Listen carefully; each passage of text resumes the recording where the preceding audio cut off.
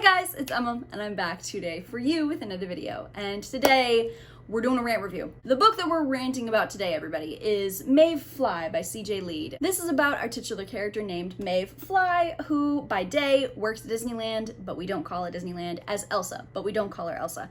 And then by night, she basically frequents the Sunset Strip and like these bars. Then she meets her best friend's brother, Gideon.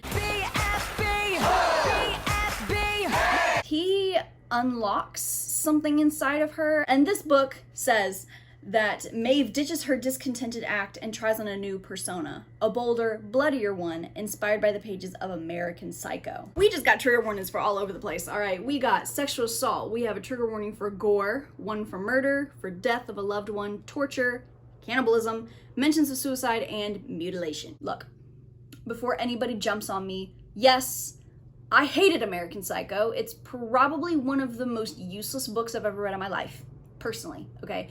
But with that in mind, this is the second book that I've read that said it's an inspiration of American Psycho and that, you know, it's supposed to be, you know, a female American Psycho and that it's supposed to be better, whatever. It's fan behavior. I acknowledge this. However, I've justified it to myself by essentially saying, okay, you know what? I'm trying to find the gas that everybody was telling me that American Psycho had, but it just didn't. And I'm trying to find it in another book. This, unfortunately, just reinforces the fact that I have not found that book. This is going to be my spoilery rant review about Maeve Fly by C.J. Leede. I want to put a little disclaimer here. I do not mean any hate whatsoever towards fans of this book, towards the author, or fans of this author, okay? These opinions are strictly my own.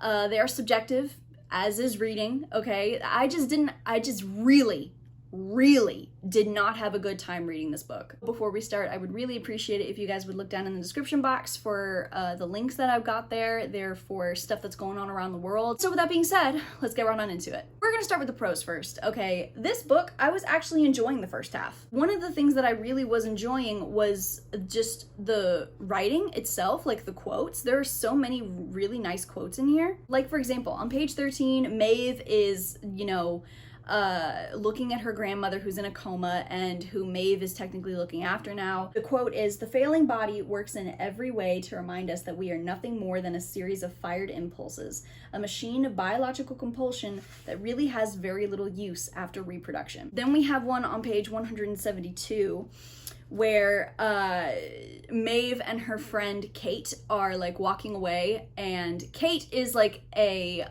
burgeoning starlet. She wants to be in Hollywood. Maeve loves Kate, all right? Kate and Maeve are like this, and Maeve is terrified of the day that Kate is eventually gonna leave her for Hollywood. And yeah, no, Maeve is terrified of being alone. Okay, that's why she like latches onto Kate, latches onto Gideon, latches onto her grandmother, you know what I mean? She's terrified of being alone. And obviously that means she's terrified of Kate leaving her, so that then she will be alone in some aspect. And the quote is, "Her eyes held nothing now, save for the glazed, starving desperation of a girl terrified her time may never come." And then the last one that we have is on page 130, which, as much as I love this one, we're gonna get back to her, okay? Because if she is not a topic of contention, if there ever was one. And the quote is, "I have never understood, and still do not understand, the notion that a woman must first endure a victimhood of some sort, abandonment, abuse, oppression of the patriarchy, to be monstrous.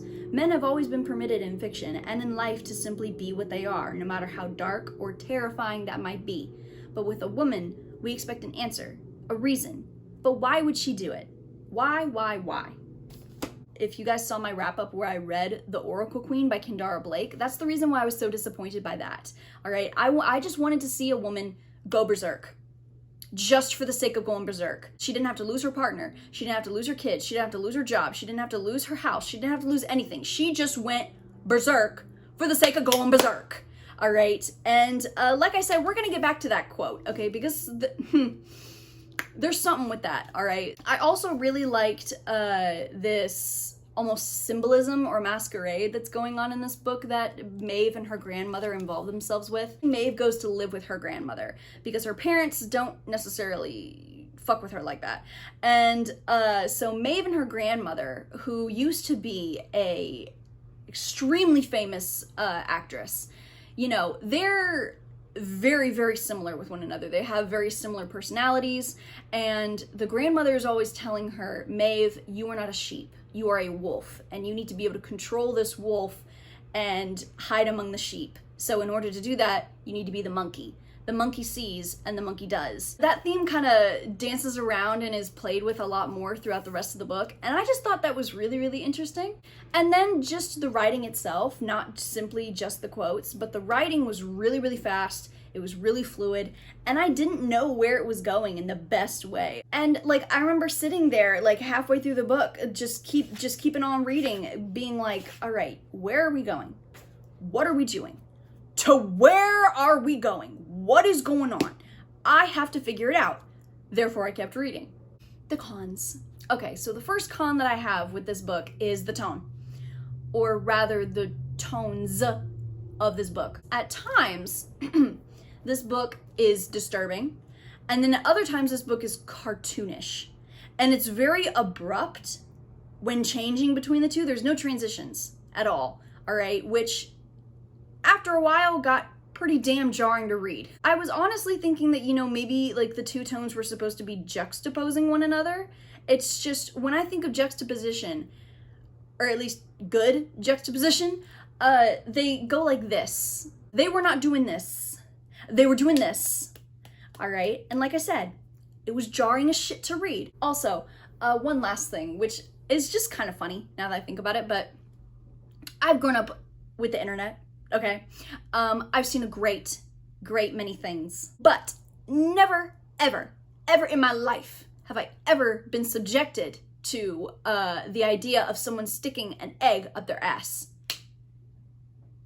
An egg, yes, a poultry egg, one that you get from a chicken, a hen, a farm fowl, like, no. And the entire time Maeve was trying to find out, you know, how to boil it correctly in order for it to like give her the kicks that she was trying to get from it. It was wild. Now, this con is probably the biggest one, personally, for me, okay? And it is when the Patrick Bateman plug is used in this book. So essentially Maeve loses her job at Redacted World, and you know, she's starting to accept the fact that her grandmother is probably never going to wake up from the coma. This entire time, essentially, Maeve is a serial killer, and you know, we find that out earlier on in the book. So now she's having a mental breakdown because it's becoming more and more clear to her that she cannot hold this anger in her anymore. So she is tearing down all of her books, all of her misanthropic heroes off of the shelves until there's nothing left. And so she looks behind her at the carnage that she's created.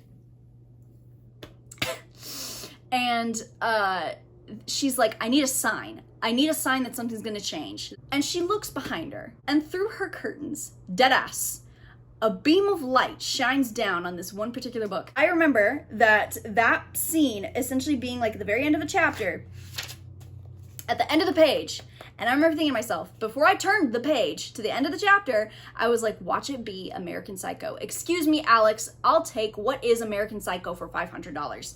And I turned the page, and she goes, hello, Mr. Bateman.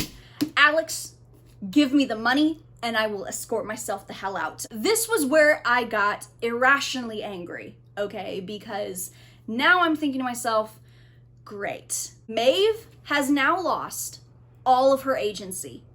All of it, okay? Because now she is not any longer what I thought she was going to be. Because what I thought she was going to be was a different type of Patrick Bateman. Her own type of Patrick Bateman. That is what I thought she was gonna be. But no.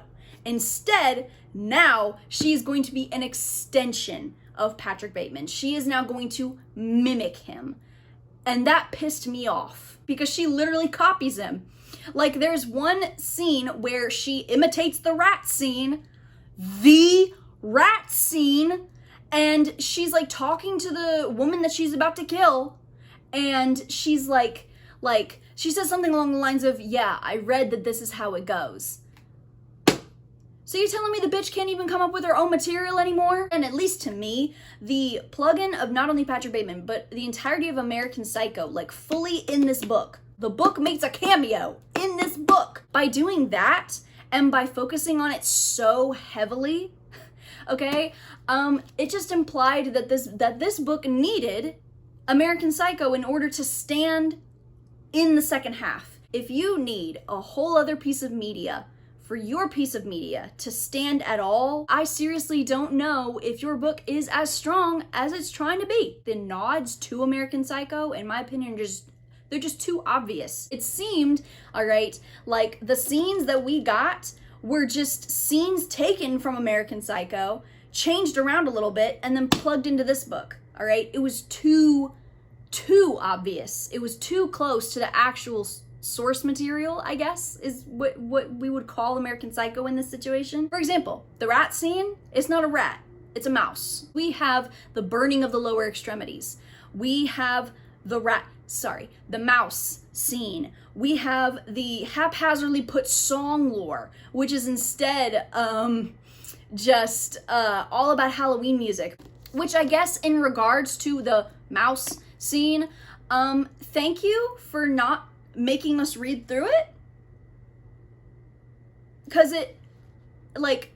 it's fixing to happen, and then the next chapter it's already happened, and Maeve is giving us vague details on what she did to this poor woman. And I remember reading that and having just a bad taste in my mouth, okay, because it's another thing that I had with American Psycho, all right? The rat scene in American Psycho is, in my opinion, the apex or the peak of the violence against women in that book. By that point in the book, the only people that we'd actually seen Maeve kill and torture were women.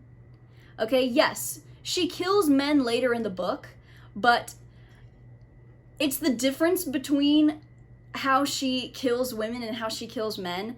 Okay, the women were more spaced out. She went more into detail with them. There was, again, more time given to them, whereas with the men, they were all killed and tortured one by one, very A, B, C, D, E, let's get it over with. It didn't seem like there was much devotion to them. So I hope that you can see somewhat where I'm coming from. The next con, Maeve snapping.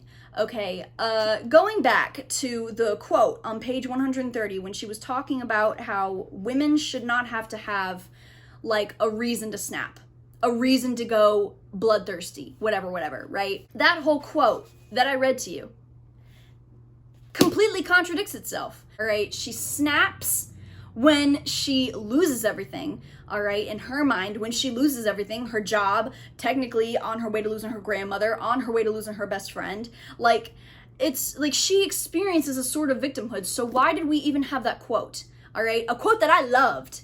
I loved that quote, all right? And the book was I pretend I do not see. What quote? What quote are you talking about, Honeycomb? I can give you a quote. Would you like a quote about eggs? What? What was the point? She experiences victimhood. So what? Her entire character, or at least an entire chunk of her character, has been completely fucking contradicted, all right? And then, why does she need Patrick Bateman in the first place? Why does she need Patrick Bateman in the first place? What, to enjoy killing? We already saw her when she kills Hilda on her own come into her mind and be like, what is this that I'm feeling? I normally don't feel anything, after I kill somebody. What is this? It feels good. I'm like, okay, girl. So why do we need Patrick Bateman in the first place? Okay, so the ending. Okay, so the ending for this damn book. Okay, so Gideon essentially finds out that Maeve is a serial killer, right? He goes down into the cellar essentially and sees all the bones, all the bodies that Maeve has kept. And Maeve starts to lose it because now she's like, no, now I have to kill you too. You're the last person that I really like that's still liking me. Now I'm really, really gonna be alone. No, now I have to kill you. And she just starts crying. And meanwhile, the entire time Gideon is like, no, Maeve, no, I have to show you something. I have to show you something. I'm like you. I'm like you. Basically saying that Gideon is a serial killer too. But she's not listening. Homegirl's not listening. Homegirl is in the middle of her mental breakdown and she's like, no, I have to kill you. And so she kills him. And so after she's killed him, and then after she's burned his body, she's going to pick up his clothes or whatever, she's crying. And, you know, she's like, oh, woe is me. I killed the guy that I was in love with. And she finds this envelope, probably the thing that he was trying to show her, and she opens it, and it's full of photos of dead bodies. So now she knows that Gideon was a serial killer too, and now she knows that he was trying to tell her something, and now she knows that this entire time he was a serial killer too, and that he was actually like her, like he said, and she killed him. Really? Really? And I'm sitting here being, unfortunately, reminded of all of these dumbass horror movie scenes where you know that one character has a weapon, be it a bat, a gun, a knife, whatever, and they're like terrified. They've got adrenaline, they got fear like jumping through their veins, whatever, and then they think they see a villain or the thing coming at them, and so they use the weapon, and they accidentally end up hurting one of their friends, probably fatally. Now, I have to be honest. Okay, I gotta be honest. I did find it the tiniest bit poetic, okay? Because Maeve essentially seals her own loneliness. She was so convinced that there would never be anybody else like her, that she would never find another wolf, another serial killer, someone like her, that, you know, she was like, no, I have to be alone. So while I do give it credit for that, that's about it. Because are you fucking kidding me? She kills him by accident, essentially. So no, I gave Maeve Fly 1 star. I was just so angry by the time I finished this book. I couldn't even ha ha he he. I was so pissed by the contradiction of Maeve becoming a serial killer. Like, all of a sudden, as if she wasn't one, like, when she told us that she'd already killed 3 people beforehand. I was pissed at the Patrick Bateman plugin, and the fact that our girl lost her agency, her entire agency, and became an extension of a separate book character.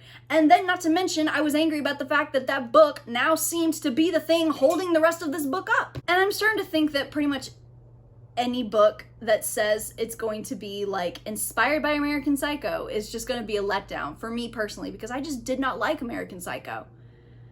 And I think I just have to come to terms with that. I need to go on a journey in order to come to the end of that and come to accept the fact that I will never like American Psycho. That's just not how it works. The cover schmacks though. So you guys, that was my rant review for Maeve Fly, all right? I hope that you enjoyed. I did like the first half of this book, okay? So I would say that if you don't like American Psycho, this book might not be for you, okay? But if you're still interested in it, pick it up by all means. You never know. You might find something in here that you like that I didn't. And also, you have to remember, you have to be mindful of the fact that this whole video is coming from an American Psycho anti. So you guys, with that being said, I hope that you enjoyed. I hope that you'll continue to look out for more stuff on my channel. I hope that you guys are staying safe, and I hope that you guys have a good rest of your day.